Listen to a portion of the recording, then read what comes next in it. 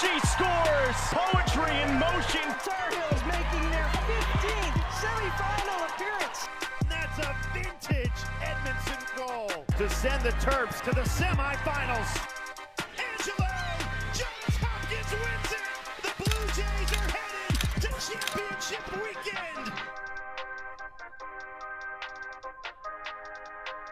Welcome on into a special lacrosse Final Four preview edition of Sports Night. I'm Anna Watson. I'm joined alongside Tomas Moran. A very exciting weekend on hand, and we're starting with two semifinal games tomorrow.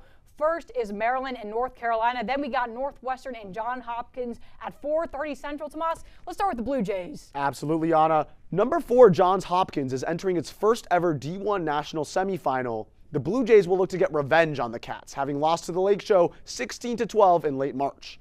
JHU bounced back to finish the season strong with ranked wins against Michigan and Penn State. The highlight of their tourney run so far has to be Taylor Haas's buzzer beater against Stony Brook to set up an all Big Ten Final Four matchup. Our Ben Wojcicki caught up with the Jays and has more. When Johns Hopkins steps on the field tomorrow afternoon to play number 1 Northwestern, it will be history for a program that's making its first D1 Final Four appearance. Attacker Ava Angelo says it's taken a really special group to get to this point. Really exciting that we can put all the work that we've been working at for since September really to make it here, but it's really all about kind of falling back on those foundations and pillars that we talk about every day. We have a really awesome safety net and group that we fall back on with our team values. For Angelo and defender Regan O'Brien, playing in the Final Four is a surreal moment. I went to a few when I was in elementary and middle school, and those are the girls you always look up to, like the Nicole Levy's and the Taylor Cummings, and you watch them and you always want to be like them. I was looking through my camera roll the other day and I was scrolling back and I had the filters on my old photos of the NCAA championship trophy, and I was like, wow, we made it here, like we did that. Though the Final Four is taking place in Northwestern's backyard, the Blue Jays feel like they have one advantage.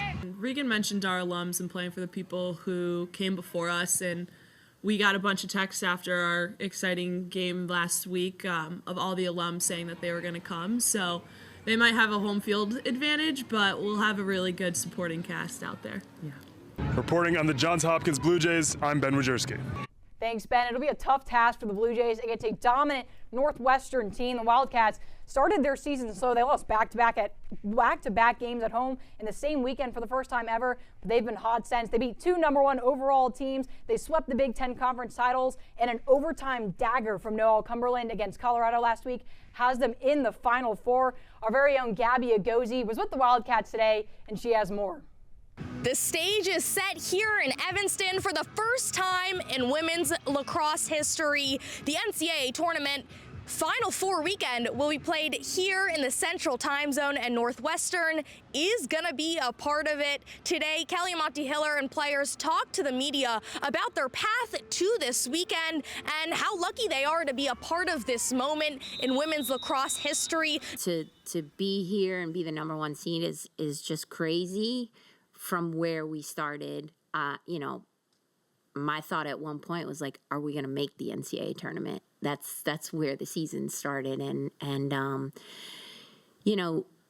I think this team is very coachable, and as a result, they've become very resilient. Now, the one thing that has remained constant for the Wildcats has been Madison Taylor, the 3-time Tewaaraton Award finalist who has recorded 124 points on the season. Here's Madison Taylor with a little bit more on how she feels entering this final moment of her collegiate career.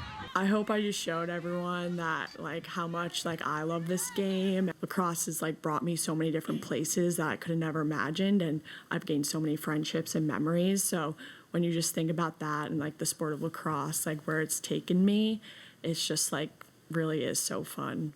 Reporting from Northwestern Medicine Field, I'm Gabby Agozi. We're now joined by our very own Calvin Kaplan to talk more about this matchup. Last week, Northwestern really had to grind out that win against Colorado. What can a team like Northwestern take from that into this weekend? Well, you said it, Anna. It was a narrow victory over Colorado, and for Northwestern, the biggest difference they're going to need to have this time around in the Final Four is an improved performance from the defense. Jenica Cuoco has been really, really good for this team this year at getting saves. She had 18 in the Big Ten title game against Maryland, but this team will need to step up defensively, whether that's Mary Carroll causing turnovers, whether that's a player like Mackenzie Brown, a freshman who's had a big role this season, playing well on defense. She's going to need to be more consistent in stopping attackers, speeding by her on the edge for this team to be successful. If the Cats can hold firm on defense, that'll be a big key for them against Johns Hopkins on Friday. And Calvin, for the Blue Jays, what facets do they match up the best with Northwestern going into tomorrow? Well, the thing for Johns Hopkins is that they have a really balanced scoring attack. They can get a lot of different players involved. It's not just one player for them, whether it's Ava Angelo, whether it's Paige Willard, Lacey Downey, Sienna Kira-Leeson, and others. Johns Hopkins has a lot of different scores that they can go to. That means that when the passes are clicking, when the entry passes are going in well, this team can really have a lot of success scoring the ball. That means that they can really bring this Northwestern squad into something that could resemble a little bit more of a shootout. Johns Hopkins can score with anybody. They've shown that this season, and if they can do so on Friday, if they can play smoothly on offense and get everybody involved, that really bodes well for their chances on Friday afternoon. All right, now, Calvin, here's the big question. What does each team need to do well to come away with a win tomorrow? Well, for Northwestern, it's the key it's always been. It's finding secondary scorers outside of Madison Taylor. That can be a Dee Foster hitting sharp angled shots on the edge. That can be players like Taylor LaPointe or Annabelle Child who have had big moments. But for Johns Hopkins, it's really the goalkeeping. Ashley Langdon is someone who has struggled at times this season. A .367 save percentage on the year. She's had some moments, but had just 7 saves last game against Stony Brook. And when she has struggled, it's been really tough for Johns Hopkins to try to consistently shut teams down. If Langdon can play well in the cage and match up against Jenica Cuoco, that would be a really big key for the Blue Jays. Of course, for the Cats, the scoring is going to be the biggest thing most of all. And don't worry, folks, you'll see his face again when we return. We'll be talking Tar Heels and Terrapins. Don't go anywhere.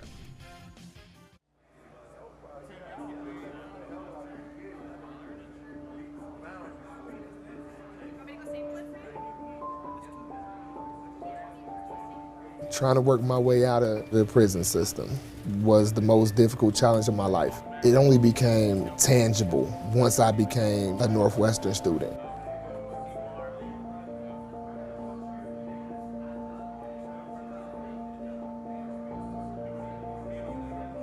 One, two, three, four.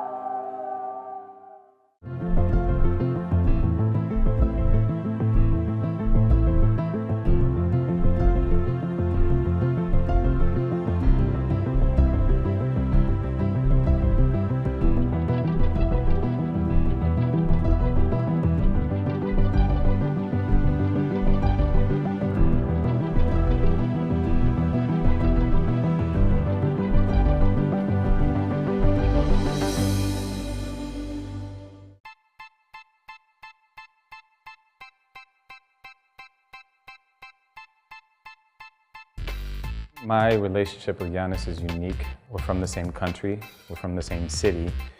Being a Northwestern alum, I think, has tremendous advantages in the sports industry. To me, that community, it's been with me for 20 plus years.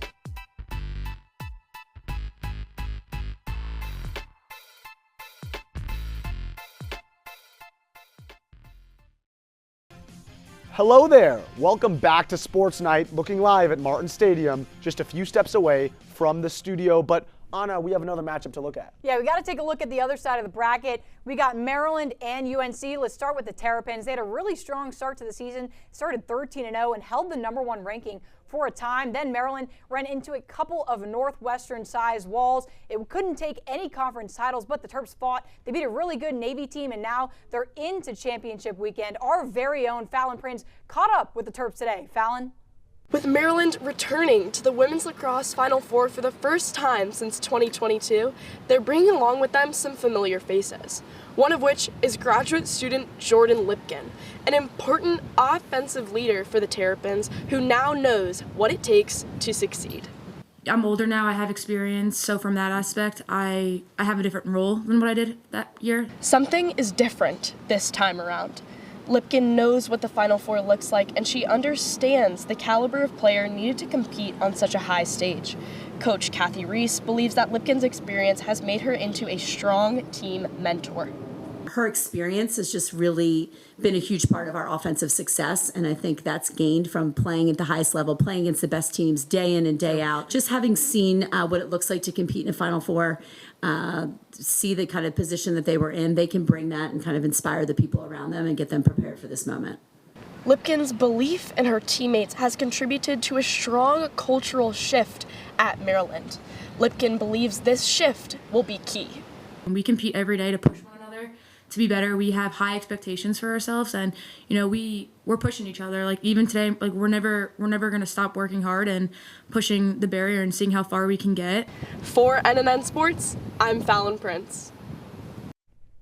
And now moving on to UNC, the reigning champs went on a tear to open up the season, starting 9-0 before falling to none other than the Northwestern Wildcats. It was in overtime on March 25th. However, the Tar Heels haven't lost since, defeating Stanford in the ACC final and then once again in the quarterfinals as Chloe Humphrey scored her 100th goal en route to North Carolina's 15th Final Four.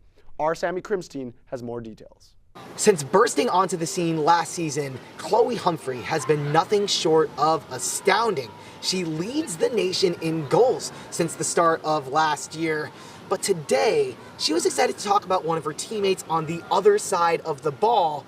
That is the grad senior, Sam Forrest. I am so happy I finally have an opportunity to brag about Sam, but I cannot beat her in practice. And genuinely, she is just such a light to our team. It's been awesome just to see the incredible things that she's accomplished, and I'm so honored to be on the same team as her. Beating the defending Tewaaraton winner is quite the tall task. Forrest making sure to stay humble, though. For the record, she does beat me sometimes. Oh, sometimes. I had one inside drill the other day. Forrest is a star in her own right. Last year, she was the ILWCA Defender of the Year.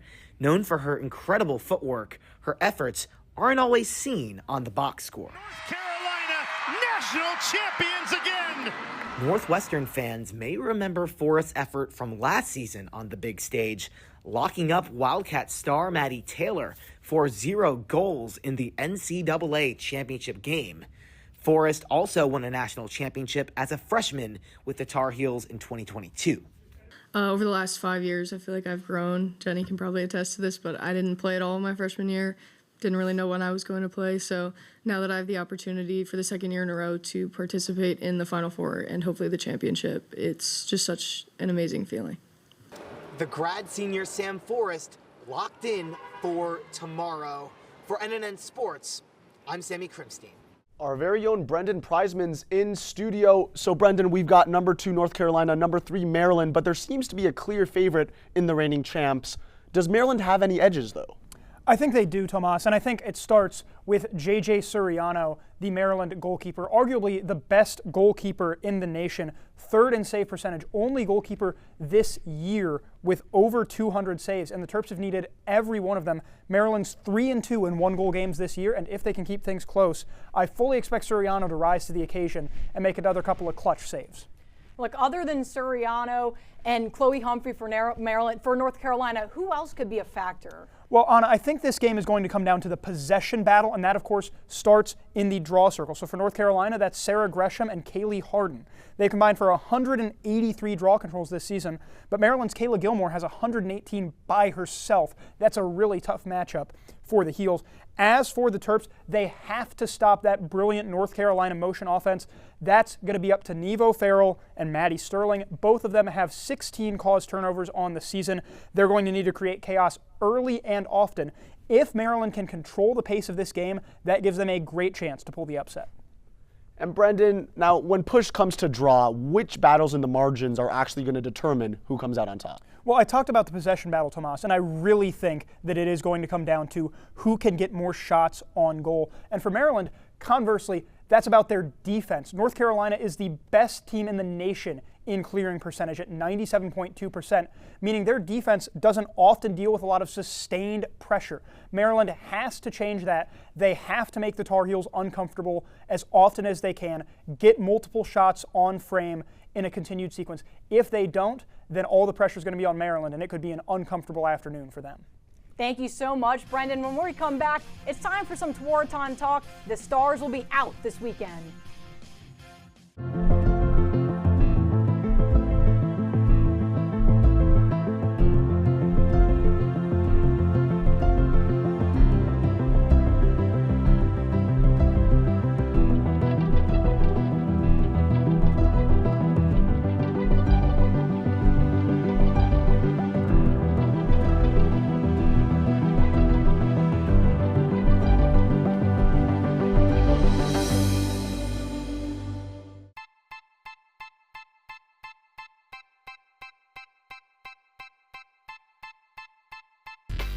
My relationship with Giannis is unique. We're from the same country, we're from the same city. Being a Northwestern alum, I think, has tremendous advantages in the sports industry. To me, that community, it's been with me for 20 plus years.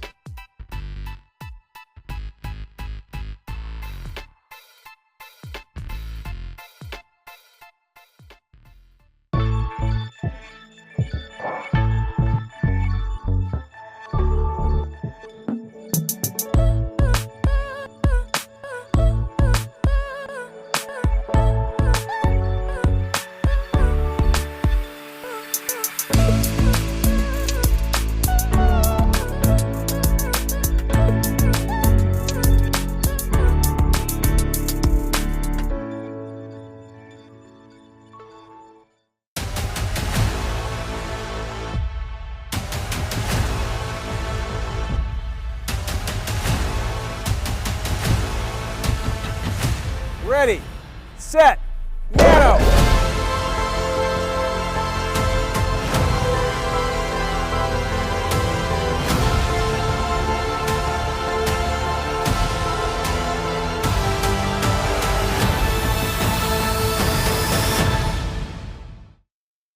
And we're back at Sports Night. Our very own Matt Campbell is at Martin Stadium live. Cut it off. How is it going at the Windy Lake Show, We have a Matt? hand signal for that. Thanks, guys. When the NCAA tournament was first instituted back in 1982, it screamed East Coast supremacy. Its first 23 winners were all along the Atlantic coast. Northwestern was the first outlier back in 2005, and that followed an incredible, incomprehensible rebuild from Kelly Monty Hiller, just started a couple of years ago. But part of Northwestern's responsibility in that rebuild was spreading the sport of lacrosse across the Midwest. And at the time, it seemed like a task too tall for the Wildcats to handle, but with the success that Monty Hiller and company would see over the next few years, that would not be the case. That aforementioned 2005 national championship was the first of 7 in an 8-year span for the Wildcats at the turn of the 21st century. Just a couple years later in 2015, Northwestern joins the Big Ten for women's lacrosse, pays its dues, bides its time, and ends up becoming the standard bearer for that conference, which brings us to modern day Northwestern lacrosse. And in this era of the Kelly Monty Hiller reign for the Lake Show, one of the biggest, if not the best tradition right now in the sport of lacrosse, Lacrosse Day in Chicago for the Cats. It's been an event that's drawn in crowd after crowd since it was instituted last season.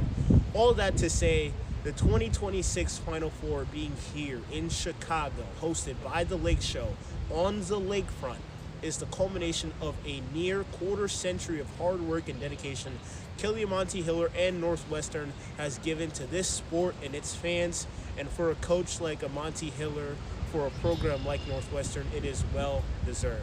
Back to you guys on desk. Thank you, Matt. We'll get you back on for the grand finale. The Stars will be out this weekend in Evanston with 3 of the 5 Tewaaraton Award finalists on the turf in search of a national championship.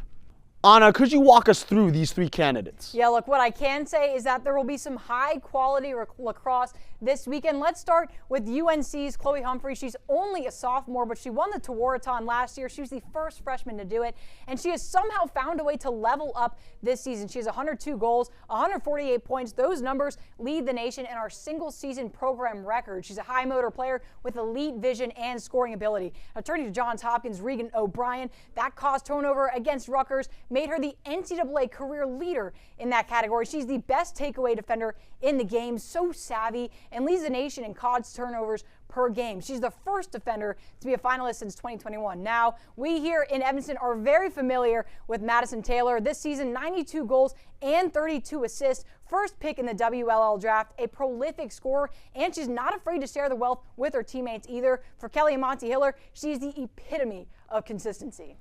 So at the end of the day, Anna, who's going to take the hardware home? No, I think Chloe Humphrey is actually the favorite right now, just because she won last year. She's putting up even better numbers this year. But will be interesting to watch is if Northwestern wins the title. Well, why? Because Madison Taylor last season had better numbers than Humphrey, but didn't win because UNC went 22-0, destroyed everyone they played, and that gave Humphrey the edge. Coming up, we'll bring in the brightest minds SportsNight has to offer for some predictions.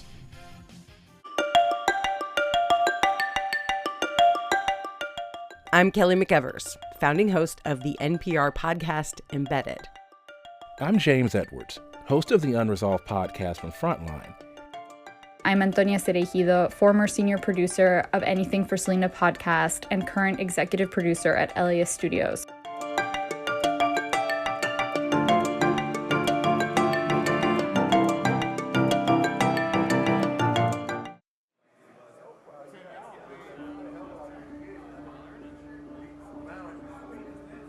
My narrative, since I've been locked up and kind of made my transition, has been like redemption, accountability.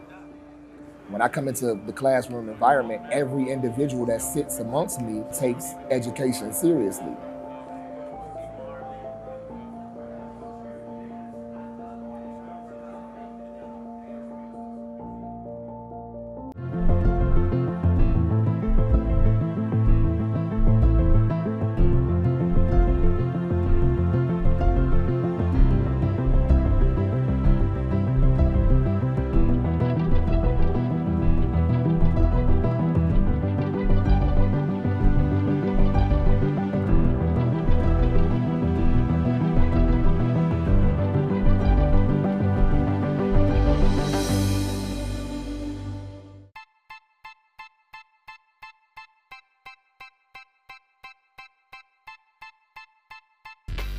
My relationship with Giannis is unique. We're from the same country, we're from the same city.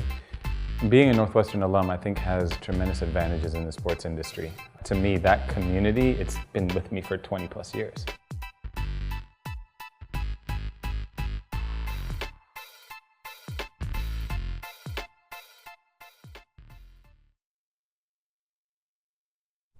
Welcome back to Sports Night for the final time tonight. We got a full desk now, both of our analysts back, and it's a good reason why. It's why we pay you the big bucks to be here. Let's do some predictions. Let's start with UNC Maryland. Brendan, who do you have winning the first game of the day tomorrow? I mean, I talked about it earlier, but I think it's going to come down to the possession battle, and I think that's a battle North Carolina is going to win. Give me the Tar Heels. Yeah, I simply think Humphrey will not be denied. I'm going to have to go Tar Heels as well. Hate to be too consensus, but I'm going to go with the Tar Heels as well. UNC, I think J.J. Suriano can stand out for Maryland, but this UNC team just has too much depth on its hands. Well, we'll give Matt Campbell a chance as well. He's still alive at Martin Stadium for us. Maryland, I think that UNC has the edge over the Terps in this one. J.J. Suriano, one of the best goalkeepers in the nation, but I don't think that she's facing offense as dynamic as the Tar Heels. So give me North Carolina to go to the national championship, and joining them, in my opinion, I think will beat Northwestern. They and Johns Hopkins had a high-octane offensive shootout in the regular season, and I think it will be more of the same, and Northwestern comes out on top in that situation. I think Northwestern also comes out on top in the Final Four. I got the Cats winning it all. So Matt completes the clean sweep for UNC and predicts a repeat of last year's Final Four. I can't say I blame him. Two dominant teams, but let's hear from you guys. This Northwestern and Johns Hopkins matchup. Brendan, we'll start with you again. Yeah, well, these two teams have already played, as Calvin talked about, a 16-12 win for the Wildcats back in March. And that happened despite Johns Hopkins winning the shots battle. I don't think that happens again, so I think the margin this time could be even worse than the first game. Give me the Cats. Kelly Amonte Hiller is 38-0 in Evanston playing in playoff games, and I don't think she's going to start losing anytime soon. Give me Northwestern. I'm with you, Tomas. I think it's Northwestern as well. This offense is just too dynamic. Madison Taylor is there, and Johns Hopkins hasn't shown an ability to contain the Wildcats yet. I don't see that changing at all. Another clean sweep. Everyone's got Northwestern. Matt already gave us his championship prediction. Brendan, really rapid fire. Who you got? UNC Northwestern. I got Carolina. It's tough. It's going to be a repeat for North Carolina, a competitive game. The Tar Heels come out on top. Now, in my own personal opinion, flying like bats, feasting on the rats, give me the Cats, Northwestern all the way. There we go. Some variety at some point, some disagreement. I'm glad to see our analysts are all on track, though. Thank you so much to everybody tuning in. Thank you guys for joining us here on Desk. Have a great night.